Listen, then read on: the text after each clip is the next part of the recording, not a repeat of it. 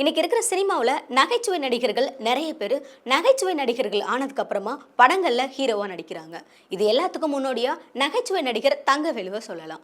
அதுவும் சாதாரண நடிகை கூட சேர்ந்து இவர் கதாநாயகனா நடிக்கல, பெரிய பெரிய கதாநாயகர்களே சேர்ந்து நடிக்க பயப்படுற பானுமதி கூட சேர்ந்து கதாநாயகனா நடிச்சிருப்பாரு. அது மட்டும் இல்லாம தமிழ் மொழியை தவிர மற்ற மொழிகள்ல நடிக்கவே மாட்டேன் அப்படின்னு சொல்லி ஒரு சபதத்தை எடுத்து அந்த சபதத்தை வாழ்நாள் முழுக்க கடைபிடிச்சிருந்தாரு. நகைச்சுவை நடிகர் தங்கவேலுவை பத்தி நமக்கு தெரியாத பல சுவாரஸ்யமான தகவல்களை இந்த நிகழ்ச்சியில திரைப்பட தயாரிப்பாளர் மற்றும் இயக்குனருமான சித்ரா லட்சுமணன் சார் நம்ம கூட ஷேர் பண்ணியிருக்காங்க.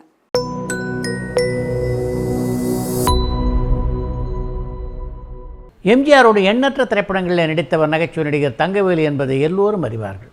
ஆனால் எம்ஜிஆருக்கும் அவருக்கும் பல ஒற்றுமைகள் உண்டு என்பதை திரையுலகில் உள்ள பலர் கூட அறிய மாட்டார்கள் என்பதுதான் உண்மை. எம்ஜிஆருக்கும் கே.ஏ. தங்கவேலுக்கும் நிறைய ஒற்றுமைகள் இருக்கின்றன. எம்ஜிஆர் பிறந்த அதே 1917ஆம் ஆண்டு ஜனவரி மாதம் பிறந்தவர் தான் தங்கவேலு. எம்ஜிஆர் பிறந்தது 17ஆம் தேதி, தங்கவேலு பிறந்தது 15ஆம் தேதி. அந்த வகையிலே எம்ஜிஆருக்கு 2 நாள் மூத்தவர் கே.ஏ. தங்கவேலு. எம்ஜிஆர் அறிமுகமான அதே சதிலீலாவை திரைப்படத்திலே தான் தங்கவேலும் திரைப்பட நடிகராக அறிமுகமானார். எம்ஜிஆருக்கு வாய்ப்பு வாங்கி தந்த எம்.கே. ராதா தான் தங்கவேலுவுக்கும் வாய்ப்பு வாங்கி தந்தார்.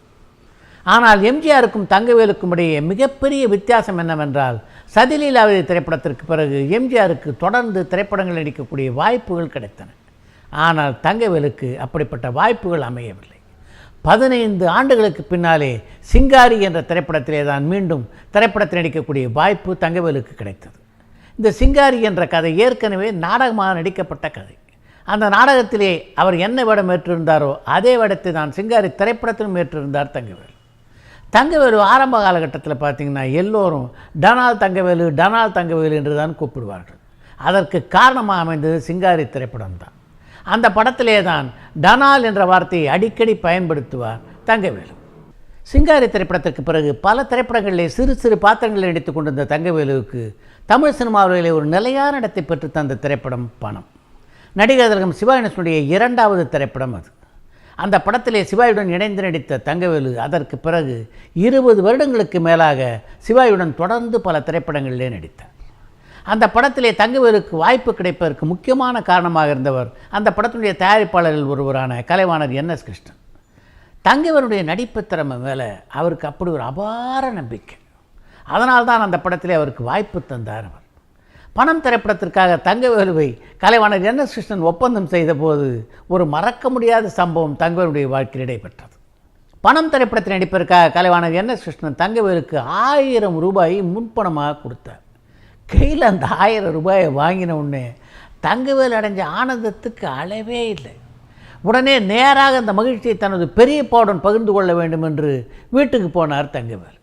வீட்டுக்கு போய் கலைவாணர் என்.எஸ். கிருஷ்ணன் படத்தில் நடிக்க தனக்கு 1000 ரூபாயை கொடுத்திருப்பதாக சொல்லி அந்த பணத்தை அவர்கிட்ட காட்டின உடனே அவர் பெரியப்பா ஆனந்தத்தோடு அப்படியே தங்கவேலுவை கட்டி அணைத்து கொண்டாரா என்றால் இல்லை.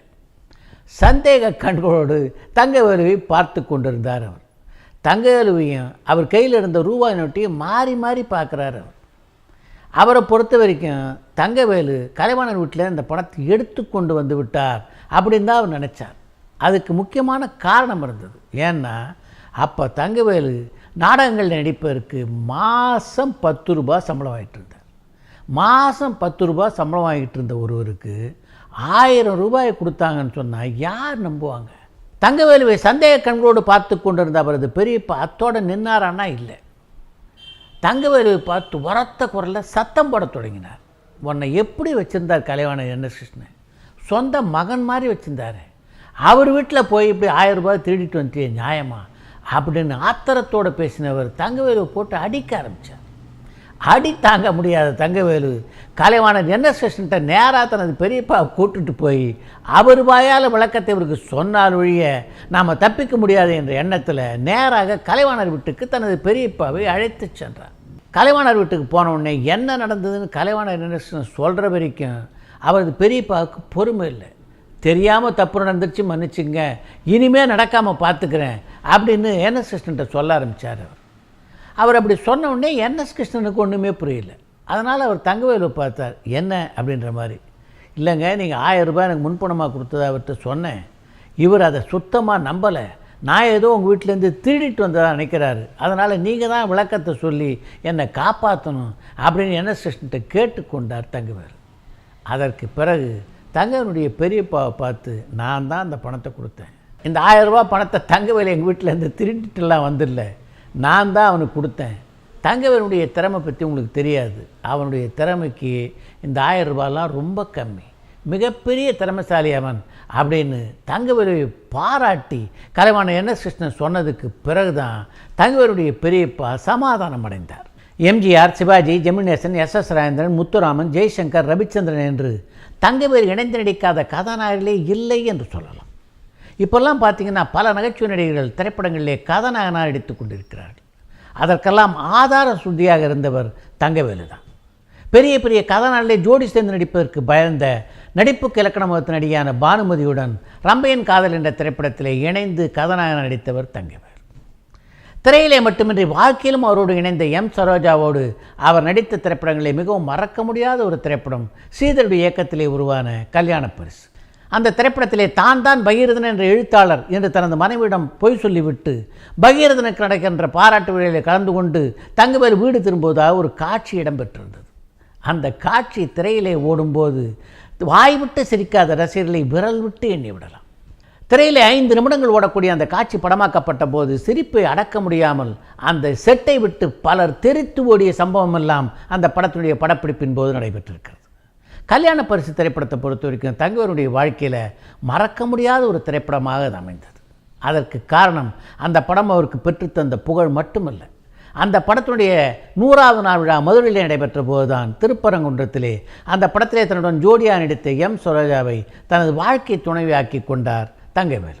சமூக படங்கள் மட்டுமின்றி புராணப் படங்கள், சரித்திர படங்கள் ஆகியவற்றில் நடிக்கக்கூடிய முகத்தோற்றம், உடல்வாகும் அமைப்பெற்ற ஒரு சில நடிகர்கள் என்றால் எம்ஜிஆர், சிவாஜி, ஜெமினி, எஸ்.எஸ். ராஜேந்திரன், முத்துராமன் என்று மிகச்சிலரை மட்டுமே தமிழ் திரைப்படங்களிலே குறிப்பிட்டு சொல்ல முடியும்.